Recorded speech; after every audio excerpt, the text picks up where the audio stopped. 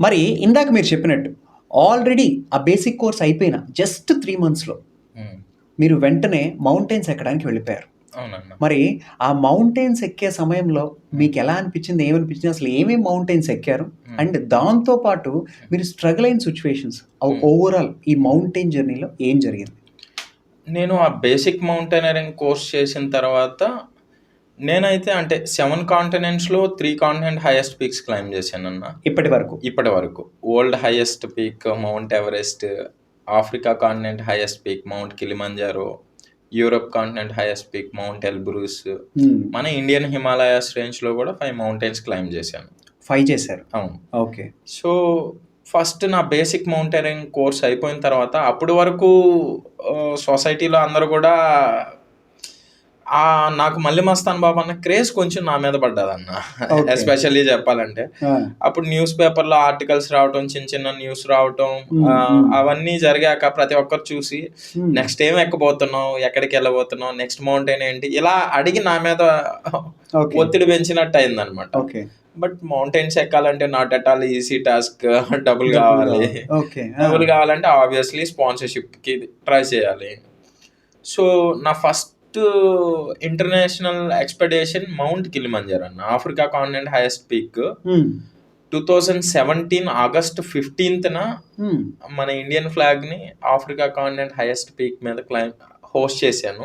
Very good. అది నా Indian book of record కూడాను. Very good.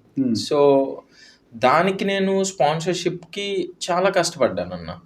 అంటే నా ఫస్ట్ నేను అప్పుడే సొసైటీలోకి రావటం, నా వీడియోస్ చూపియాలి. ఇప్పుడంటే సూర్యప్రకాష్ అంటే ప్రతి ఒక్కరికి తెలుసు. ఒకవేళ లేదు యూట్యూబ్ చూసినా తెలుస్తది. బట్ ఫస్ట్ అలా కాదు కదా.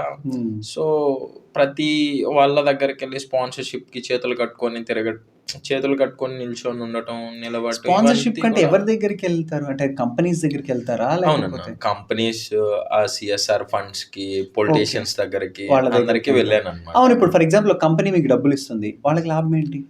వాళ్ళకి యాక్చువల్లీ ఫైనాన్షియల్‌గా అయితే ఉండదన్న. బట్ ఈ ఆఫ్రికా కాంటినెంట్‌లో హైయెస్ట్ పీక్ మీద మా వాళ్ళ ఫ్లాగ్, వాళ్ళ బ్రాండింగ్. ఓకే. సో, వాటి వల్ల ఉంటది. బట్ వాళ్ళు సిఎస్ఆర్ ఫండ్స్ నుంచి ఇవ్వచ్చు. ఇంకా ఎలా అయినా వాళ్ళు సపోర్ట్ చేయొచ్చు. మనం ఈ విధంగా వస్తది.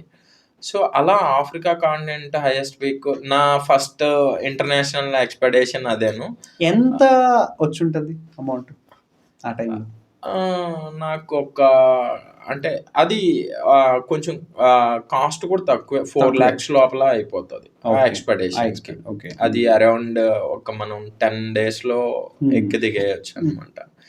సో, కొంత అయితే ఇంట్లో అమ్మ, నాన్న సపోర్ట్ చేశారు. ఓకే. కొంతవరకైతే ఇంకా ప్రైవేట్ స్పాన్సర్స్ మన నెల్లూరు నుంచి పొలిటీషియన్స్, కొందరు బిజినెస్ పర్సన్స్ వాళ్ళు సపోర్ట్ చేశారు. Very good. సో, అక్కడి నుంచి సపోర్ట్ చేయటం, obviously Africa continent highest peak climb చేయటం. మరి అదే కదా మీకు ఫస్ట్ జర్నీ. మరి జర్నీ. ఫస్ట్ జర్నీలో ద టఫెస్ట్ థింగ్స్ ఏమున్నాయి? యాక్చువల్లీ టఫెస్ట్ థింగ్ అంటే స్పాన్సర్‌షిప్ అన్న. అదే. సో, కొండ ఎక్కడం కంటే ముందు స్పాన్సరింగ్ చాలా కష్టం అన్నమాట. ఓకే. నేను చెప్పేది 4 lakhs గురించే. కేవలం 4 lakhs. 4 lakhs గురించే. ఈ 4 lakhsకి తిరిగి అలసిపోయేవాడిని అనమాట. ఒక్కొక్క టైంలో అసలు ఇంకా స్పాన్సర్‌షిప్ ఏం రాదేమో అనుకునేవాడిని. సో, అలా కొంచెం అధైర్యపడకుండా ఎక్కడ కూడాను ఇంట్లో వాళ్ళు కొంత సపోర్ట్ చేశారు. అలా ప్రైవేట్ స్పాన్సర్ నుంచి వచ్చింది. నా ఫస్ట్ ఇంకా ఆఫ్రికాకి వెళ్ళటం టాంజానియాలో ఉంది. ఆఫ్రికా కాంటినెంట్ టాంజానియాలో ఈ మౌంటైన్ ఉంది. అక్కడికెళ్ళి అక్కడ పర్మిట్లు తీసుకొని ఆ కాంటినెంట్ హైయెస్ట్ పీక్ ఫస్ట్ అదే అనమాట. అంత హైట్‌ని కూడా నేను గెయిన్ చేయటం. ఓకే. సో, చిన్నగా అక్కడ వెదర్ కండిషన్స్‌కి ఆఫ్రికా లైక్ చాలా ఉంటదన్న. అంటే డే టైమ్ అంతా సన్‌లైట్ ఎక్కువ వేడిగా ఉంటది. నైట్ టైమ్స్ అయితే కోల్డ్ విండ్స్ వచ్చేస్తాయి. కొంచెం అదో డిఫరెంట్ ఎక్స్‌పీరియన్స్ అనమాట. ఓకే. సో, అలా Africa continent highest peak base camp వరకు చాలా బాగుంటది. అంటే లైక్ అంత పెద్ద కష్టం అనిపియదు. ఏదైతే లాస్ట్ సమ్మిట్ అయితే ఉంటదో బేస్ క్యాంప్ నుంచి సమ్మిట్‌కెళ్ళేది చాలా టఫెస్ట్ అన్న. లైక్ ఎవరెస్ట్లో లాంటి కండిషన్స్ అంటే టెంపరేచర్ ఒక్కటే ఉండదు కానీ ఓకే. రిమైనింగ్ థింగ్స్ అంతా కూడాను Tough సేమ్ ఉంటుంది. ఉంటుంది. సో అదే నా first international expedition. More over కొత్త కొత్త పీపుల్స్ అక్కడ పరిచయం అవటం, ఆ టైంలోనే మనం చేయాలంటాం, నైట్ టైం మేల్కొని ఉంటాం, ఇవన్నీ కూడా కొత్తగా అనిపించి okay. End of the day నేను ఆగస్ట్ 15న ఎర్లీ మార్నింగ్ అక్కడ ఇండియన్ ఫ్లాగ్ పట్టుకొని నిలబడ్డ తర్వాత అంత ఇంకా అసలు నేను ఎంత కష్టపడ్డాను, బట్ ఈ స్టేజ్కి రావడానికి అక్కడ నిలబడ్డ తర్వాత పడ్డ కష్టం అంతా కూడా మర్చిపోయేలాగా చేసింది అన్నమాట. సో అక్కడి నుంచి రావటం ఇంకా ఫెలిస్టేషన్స్ చేయటం, అందరూ స్కూల్ గెస్ట్ గా పిలవటం, సో ఇట్లాంటి కండిషన్స్ అన్ని కూడా నాకు ఎదురవటం. సో నేను ఇంకా ముందుకు వెళ్ళాలా అని చెప్పి అప్పుడు అగైన్ ఎవరెస్ట్ అంటే ముందు చిన్నగా స్పాన్సర్షిప్ 4 లక్షలు, 40 లక్షలు అంటే అప్పటికే సూర్య అంటే సొసైటీలో ఎవరో తెలియదు. అంటే సెకండ్ మీరు మౌంటైన్ ఎవరెస్ట్ ఎంచుకున్నారా? అవునన్నా. ఓకే. మరి ఇప్పుడు మీరు చెప్పినట్టు 4 లక్షలకే చాలా కష్టమైంది, మరి ఇప్పుడు 40 లక్షల పరిస్థితి? రియాలిటీకి వచ్చిన తర్వాత నేను గవర్నమెంట్ నుంచి సపోర్ట్ తీసుకునే దానికి ట్రై చేశాను. ఓకే. సో గవర్నమెంట్ నుంచి సపోర్ట్ తీసుకొని గవర్నమెంట్ కూడా మళ్ళీ నాకు బేసిక్ కోర్స్ పెట్టింది. ఈ బేసిక్ కోర్స్లో ఎలాంటి కండిషన్స్కి నువ్వు తట్టుకుంటున్నావు, ఎలాంటి క్లాతింగ్ అవసరం, ఎలా హై ఆల్టిట్యూడ్లో నీ బాడీ ఎలా ఉంది అని చెప్పి ఒక కోర్స్ పెట్టింది. ఆ కోర్స్లో నేను మంచిగా పర్ఫామ్ చేయటం వల్ల తర్వాత ఇంకో కోర్స్ అనమాట, advance basic mountaineering course, Jawahar institute of mountaineering అని కాశ్మీర్లో ఉంది. ఆ కాశ్మీర్లో చేశాను. అక్కడ కూడా సేమ్ ఆ మౌంటైన్స్లో ఎలాంటి ఫుడ్ ఉంటుంది, ఎలా ఉండాలి, యాక్టివ్గా ఎలా ఉండాలి. నాకు ఒకటి నా అడ్వెంచర్లో మొత్తం కలిసి వచ్చింది ఏంటంటే అన్న నిద్ర. సో హై ఆల్టిట్యూడ్లో యాక్చువల్లీ మనం ఒక బంధువులు వెళ్ళకపోతేనే ఈ రోజు నాకు సరిగ్గా నిద్ర పట్టలేదు అంటాం. బట్ హై ఆల్టిట్యూడ్లో మౌంటైన్స్లో నిద్ర అనేది కొన్నిసార్లు పట్టదు. నాకైతే నిద్ర మంచిగా పట్టేస్తుంది, ఎక్కడికి వెళ్ళినా నిద్ర పట్టేస్తారు. మనం నిద్రపోకపోతే పక్క రోజుకి అనీజీ అయిపోతాం, లైక్ మనం నెక్స్ట్ డే జర్నీ చేయలేము అనమాట. ఈ ఎవరెస్ట్లో ఎలా అంటే 40 days ఉంటుంది ఈ జర్నీ. 40 days మనం మౌంటైన్ ఎక్కి దిగడానికి సరిపోతుంది. ఓకే. 40 days కంటే ఎక్కువ పట్టచ్చా? ఎక్కువ పడుతుంది, ఇంకా ఎక్కువ పడుతుంది. మరి ఇక్కడి నుంచి మీరు ఏదైతే మౌంట్ ఎవరెస్ట్ ఎక్కడానికి వెళ్తున్నారో, మరి ఇక్కడి నుంచి అసలు ఏమేమి తీసుకెళ్తారు? బ్యాక్ ప్యాక్ ఏముంటాయి? ఎంత వెయిట్ ఉంటుంది అసలు బ్యాక్ ప్యాక్? మనకు ఒక్కొక్క ప్లేస్లో మీరు అడిగిన చాలా మంచి క్వశ్చన్ అన్న. యాక్చువల్లీ నేను ఇక్కడ అంటే ఆ అడ్వాన్స్ బేసిక్ కోర్స్ చేసిన తర్వాత లే లదాఖ్లో వింటర్ ఎక్స్పెడిషన్కి వెళ్ళాను. ఓకే. అక్కడి నుంచి వచ్చేసిన తర్వాత నాకు గవర్నమెంట్ నుంచి స్పాన్సర్షిప్ లభించింది. వచ్చిన తర్వాత ఇండియాలో నాకు సరిపడ్డ కిట్ ఉండదు ఈ అడ్వెంచర్కి సంబంధించి మౌంటైన్ క్లైంబ్ చేయడానికి. నేను నేపాల్ వెళ్ళి నేపాల్లో నాకు కావాల్సిన ఎక్విప్మెంట్స్ అంతా కొనుక్కొని. ఎందుకు ఇండియాలో దొరకదా ఆ కిట్? అంటే నేపాల్లో తక్కువ ఉంటుంది, కొంచెం తక్కువ, ప్లస్ కొంచెం టెక్నికల్లీ అది కొంచెం అప్డేటెడ్గా ఉంటుంది. బట్ అంత ప్రాపర్ అయితే నేను 2018లో కదన్నా, ఇప్పుడు ఒకవేళ కొన్ని వచ్చేస్తుంటాయి. నేపాల్లోనే కొన్నాను. నేను చైనా నుంచి ఎవరెస్ట్ క్లైంబ్ చేశాను అన్న. అరౌండ్ మన ఎవరెస్ట్ ఎక్కాలంటే ఆ కిట్టే అరౌండ్ 8 to 10 lakhs అయిపోతుంది. ఏమేమి ఉంటాయి కిట్లో? మనకు మల్టీపర్పస్ షూ, తర్వాత ఆక్సిజన్ సిలిండర్స్, థర్మల్ సూట్స్, ఇంకా మనకు లోపల inners, goggles, so gloves, mittens అంటారు, అవి చేతికి. అంటే యాక్చువల్లీ -40 to 60 టెంపరేచర్ ఉంటుంది కదన్నా. సో నేను మీకు కొన్ని ఫొటోస్ కూడా చూపిస్తాను, దాంట్లో ఎలాంటి ఎక్విప్మెంట్ ఉంటుందో అనేది. ఐసాక్స్, సీట్ హార్నెస్, జూమర్స్, టెక్నికల్ ఎక్విప్మెంట్ అంతా కూడా చాలా ఉంటుంది అనమాట. అవన్నీ కూడా కొన్ని వీడియోస్ కూడా మనందరికి ప్లే చేద్దాం ఇప్పుడు. ఈ వీడియోస్ లో కూడా మనం మీరు చెప్పండి. సో అలాంటి ఎక్విప్మెంట్ అంతా తీసుకొని నేను చైనాకి వెళ్ళాను. చైనా నుంచి క్లైమ్ చేయాలంటే చైనాలో ఉన్న ఎవరెస్ట్ క్లైమ్ చేయడానికి వాళ్ళ పర్మిట్ ఫీసే ఒకరి దగ్గర అరౌండ్ 12 to 14 lakhs తీసుకుంటారు. వెళ్ళడానికి జస్ట్ ఎంట్రీ ఫీజ్ అది. ఎంట్రీ ఫీజ్ వాళ్ళ దేశంలో ఉన్న ఎవరెస్ట్ ఎక్కడానికి 14 లక్షలు మన దగ్గర డబ్బులు తీసుకుంటారు. చైనీస్ మౌంటైనరింగ్ అసోసియేషన్ వాళ్ళు. ఓకే. అక్కడ చేసుకొని అక్కడి నుంచి నేను బేస్ క్యాంప్ వరకు అయితే సఫిషియంట్ ఫుడ్ ఉంటుంది, సఫిషియంట్ టీమ్ ఉంటుంది, సఫిషియంట్ ఎవ్రీథింగ్ ఉంటుంది అన్న. ఓకే. ఆ బేస్ క్యాంప్ వరకు కోచ్, పోర్టర్స్, షేర్పాస్, డాక్టరు, మనతో వచ్చిన కెమెరామ్యాన్స్ అందరూ కూడా బేస్ క్యాంప్ వరకు ఉంటారు. బేస్ క్యాంప్ ఎన్ని కిలోమీటర్స్ ఉంటుంది బేస్ క్యాంప్? సఫిషియంట్ ఆక్సిజన్ అంటే ఎవరెస్ట్లో అయితే 5000 మీటర్స్ బేస్ క్యాంప్. 5000 మీటర్స్ వరకు base camp. Okay. North side. So అంటే చైనా వైపు, చైనా నేపాల్ మధ్యలో ఇలా ఉంటుంది అన్న ఎవరెస్ట్. సో అక్కడి నుంచి ఆ బేస్ క్యాంప్ లో ఉండి బేస్ క్యాంప్ నుంచి అంటే బేస్ క్యాంప్ టెంపరేచర్ అరౌండ్ అప్పటికే తగ్గిపోయి ఉంటుంది అన్న. మనం ఇక్కడ ఆంధ్ర నుంచి వెళ్ళి నేపాల్లో 2-3 రోజులు చేసి వెయిట్ చేసి ఆ వెదర్ కండిషన్స్ కి అలవాటు పడి అక్కడి నుంచి చైనాకి వెళ్ళి చైనాలో సిగాట్సే, గ్యాంగ్సే ఇలా ప్లేసెస్ లో మనం ఆ క్లైమేట్ కి అలవాటు పడుతూ బేస్ క్యాంప్ కి వెళ్ళినాక బేస్ క్యాంప్ లో అప్పటికే టెంపరేచర్ 0 to -5 ఉంటది. సో ఆ టెంపరేచర్ నుంచి అడ్వాన్స్ బేస్ క్యాంప్ అంటాం, 5600 మీటర్స్. ఇంటర్మీడియట్ క్యాంప్ అంటాం, ఇంట్రీమ్ క్యాంప్ అంటాము. 5600కి వెళ్తాము. అక్కడ కూడా వెదర్ కండిషన్స్ ఎలా ఉంటాయంటే బేస్ క్యాంప్ కంటే కొంచెం ఎక్కువ చలి ఉంటుంది, ఎక్కువ హై ఆల్టిట్యూడ్కి మనం వెళ్ళే కొద్దీ కూడా తలనొప్పి రావటం, వామిటింగ్ సెన్సేషన్స్ రావటం. డైరెక్ట్గా వెళ్ళిపోకూడదు అనమాట. ఒక రోజు 2 రోజులు అక్కడ వెయిట్ చేసి ఆ వెదర్ కండిషన్స్కి అలవాటు పడి మనం మోస్ట్లీ ఎక్కువ పర్సంటేజ్ మన ఇయర్స్ ద్వారానే అక్లమటైజ్ అవుతాం అన్న. ఆ వెదర్కి మనం అలవాటు పడిపోయేది ఇయర్స్ ద్వారా. ఎలా అది అంటే ఆ కండిషన్స్ ని మెయిన్ రిసీవ్ చేసుకునేది అనమాట. 80% త్రూ ఇయర్స్.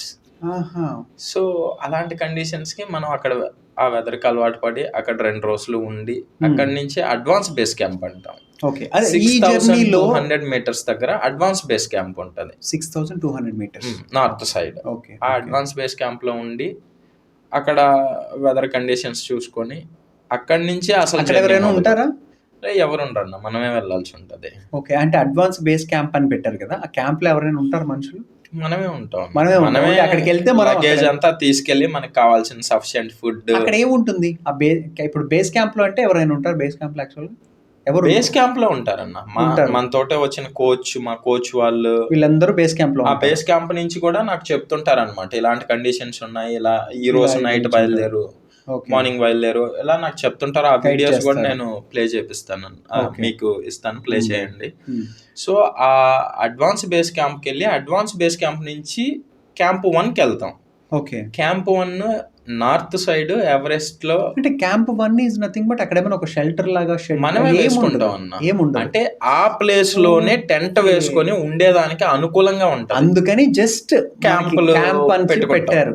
అదేలేండి. అంటే తెలియని వాళ్ళకి ఎలా ఉంటుందంటే అక్కడ ఏమన్నా ఒక ఇల్లులా ఉంటుందా, లేకపోతే అక్కడ క్యాంప్ అన్నారు కదా. సో ఆ క్యాంప్ అక్కడి నుంచే అసలు చెప్తారు కదా, అసలు కష్టం మన భాషలో చెప్పాలంటే అప్పుడు మొదలవుతుంది. అక్కడ వరకు నేనైతే న్యాచురల్ గానే వెళ్ళాను. ఆర్టిఫిషియల్ సిలిండర్స్, ఆక్సిజన్ సిలిండర్స్ ఎక్కడ యూజ్ చేయలేదు అసలు. కిందకి వచ్చేంత వరకు 7100 మీటర్స్ వరకు ఎక్కడ యూజ్ చేయలేదు. ఓకే. సో అక్కడి నుంచి ఒక నైట్ ఆర్టిఫిషియల్ ఆక్సిజన్ సిలిండర్స్ పెట్టుకోవటం ఆబ్వియస్లీ ఫస్ట్ టైం. అది ఎప్పుడో కోర్సులో అలా పెట్టుకొని తీసేస్తుంటాం అనమాట. ఆ ఆర్టిఫిషియల్ సిలిండర్స్ పెట్టుకుంటే తీసేయాలనిపిస్తుంటది, ఎప్పుడెప్పుడు తీసేయాలనిపిస్తుంటది అనమాట. తెలియని విసిగెత్తిపోతాం అనమాట. ఆ ఆర్టిఫిషియల్ సిలిండర్స్ పెట్టుకుని ఒక నైట్ అక్కడే నైట్ అంతా పడుకుంటాం. మళ్ళీ కిందకు వచ్చేస్తాం, మనం అడ్వాన్స్ బేస్ క్యాంప్కి వస్తాం. ఎందుకు అంటే యాక్చువల్లీ మనం మౌంటైన్స్ లో హిమోగ్లోబిన్ కంటెంట్ పెరిగిపోద్ది అన్న. సఫిషియంట్ ఆక్సిజన్ లేకపోతే బాడీ హిమోగ్లోబిన్ కంటెంట్ పెరిగిపోతుంది, మందబారిపోతాం. బట్ ఈ ప్రాసెస్ జరిగేదానికి మనకి 10 days పట్టేసి ఉంటుంది. బేస్ క్యాంప్ నుంచి intermediate camp, advance base camp, camp 1కి వచ్చేదానికి 10 days పట్టేస్తుంది మనకు. సో అప్పుడు సఫిషియంట్ ఫుడ్ ఉండదు. అవునన్నా, కిందకు వచ్చేస్తారు, బేస్ క్యాంప్కి వచ్చేస్తాం. యాక్చువల్లీ ఎవరెస్ట్ లో ఏప్రిల్ మే ఎవరెస్ట్ ఎక్కడానికి అనుకూలించేది. April May. ఈ మేలో కూడా ఓన్లీ 1 వీక్ నుంచి 10 డేస్ ఉంటుంది. 8,000 మీటర్స్ అంతా కూడా డెడ్ జోన్ అంటారన్న. ఈ డెడ్ జోన్లో విండ్ స్పీడ్ 200 మీటర్స్ ఉంటుంది. అలాంటి కండిషన్స్ కూడా ఉంటాయి. కానీ ఆ మే సెకండ్ వీక్లో, సెకండ్ వీక్ నుంచి థర్డ్ వీక్ దాకా ఆ విండ్ స్పీడ్ అనేది కొంచెం తగ్గద్ది. ఈ విండ్ స్పీడ్ ఎలా తగ్గద్దని మనం తెలుసుకుంటా ఉంటే ఈ బేస్ క్యాంప్లో మా కోచ్ వాళ్ళు వెదర్ రిపోర్ట్స్ ఓకే నాసా నుంచి, మన సతీష్ ధావన్ స్పేస్ సెంటర్ నుంచి, జర్మనీ స్పేస్ సెంటర్ నుంచి తెలుసుకుంటుంటారు అనమాట. ఓకే తెలుసుకొని మనకి చెప్తుంటారు, ఓకే అక్కడ వరకు వెళ్ళారు, మళ్ళీ రిటర్న్ రండి, వచ్చాక బేస్ క్యాంప్ లో సఫిషియెంట్ ఫుడ్ ఉంటది అన్న. అంటే మనకు అక్కడ సఫిషియెంట్ ఫుడ్ అంటే అసలు మీరు ఏముంటుంది? రోటీ, Maggi, dry fruits. Okay. So కాకపోతే కొన్ని నాన్ వెజ్ ఐటమ్స్ పెడతారు, ఆబ్వియస్లీ తినాల్సి ఉంటది. సో ఇట్లాంటి ఫుడ్ ఉంటది. ఏదైనా సఫిషియెంట్ గా ఏది పెట్టినా తినేయాలి, కడుపు నిండిపోతుంది, ఏదైనా తినేస్తాం. సో అట్లాంటి ఫుడ్ అయితే సఫిషియెంట్ ఫుడ్ ఉంటుంది బేస్ క్యాంప్ లో. అంటే మళ్ళా మనకు ఇక్కడ హోటల్ లాగా బిర్యానీలు అలా ఏం కాకుండా తినేదానికి ఏదో ఒకటి దొరకద్ది ఉంటుంది. మనమే పెట్టుకుంటాం, స్టోర్ చేసి పెట్టుకుంటాం. ఓకే. అక్కడ వెదర్ రిపోర్ట్స్ తీసుకున్న తర్వాత క్లారిటీ వస్తుంది అన్న. సో ఓకే, నేను ఎవరెస్ట్ టాప్ కి రీచ్ అయింది May 16th morning 4 o'clock. So ఈ ప్రాసెస్ జరిగేటప్పుడు అంటే ఒక్క నిమిషం, ఇప్పుడే ఎవరెస్ట్ దాకా వెళ్లకుండా నాకు మధ్యలో కొన్ని డౌట్స్ ఉన్నాయి. ఆ డౌట్స్ ఏంటంటే, మీరు ఇక్కడ చెప్పారు బేస్ క్యాంప్ లో వచ్చాక ఫుడ్ ఏదో ఉంటుంది అవ్వరుకొని, మరి మధ్యలో పరిస్థితి ఏంటి? మనం క్యారీ చేస్తాం. ఏం తీసుకెళ్తారు ఆ క్యారీలో ఫుడ్? రోటీ, మ్యాగీ. అంటే మ్యాగీ మీరు అక్కడ కుక్ చేసుకుంటారా? మనం అక్కడ అదే ఆ మంచునే కరగ తీసుకొని, ఓకే, అవి మన దగ్గర బ్యూటేన్ గ్యాస్ సిలిండర్స్ ఉంటాయి. ఓకే. ఆ సిలిండర్స్ లో ఆ హాట్ వాటర్ బాయిల్ చేసుకొని మ్యాగీ వేసుకొని తినేయటం అనమాట. అంతేనా? అంతే. ఆ మ్యాగీ చాక్లెట్స్ ఉంటాయి, ప్రీ కుక్డ్ ప్యాకెట్ ఫుడ్ ఉంటుంది. ఆ ప్రీ కుక్డ్ ప్యాకెట్ ఫుడ్ అక్కడ ఓపెన్ చేయం. తర్వాత యాక్చువల్లీ వచ్చేసి బేస్ క్యాంప్ లో ఒక 3-4 days ఉన్న తర్వాత ఓకే మన బాడీ కొంచెం మళ్ళీ సఫిషియెంట్ ఆక్సిజన్ పీల్చుకుంటున్నాం కాబట్టి కొంచెం రికవర్ అవుతుంది. అగైన్ వెదర్ రిపోర్ట్స్ తీసుకొని ఇప్పుడు మూవ్ అయిపోవాలని కోచ్ వాళ్ళు చెప్తారు మనకు. Okay okay. సో ఆ మూవ్ అయిపోయేటప్పుడు ఇంటర్మీడియట్ క్యాంప్కి వెళ్ళి మళ్ళీ అక్కడ కొంచెం అలవాటు పడి, అడ్వాన్స్ బేస్ క్యాంప్కి వెళ్ళి అక్కడ ఆ వెదర్ కండిషన్స్కి అలవాటు పడి, క్యాంప్ 1కి వెళ్ళిన తర్వాత అక్కడి నుంచి అన్న అసలు కష్టం అంతా ఉండేది కూడా. కనీసం అంటే క్యాంప్ 1కి వెళ్ళిన తర్వాత అంటే 7,100 మీటర్లలో మన బాడీ మనమే ఆక్సిజన్ సిలిండర్స్ మోస్తుండాలి, సఫిషియెంట్ ఫుడ్ ఉండదు, అడుగు తీసి అడుగు వేయటానికి కొంత టైం పడుతుంది. సో అసలు చుట్టూరు ఒక ఇంకేం కనిపించదు అనమాట మొత్తం. అక్కడ టెంపరేచర్ ఎంత?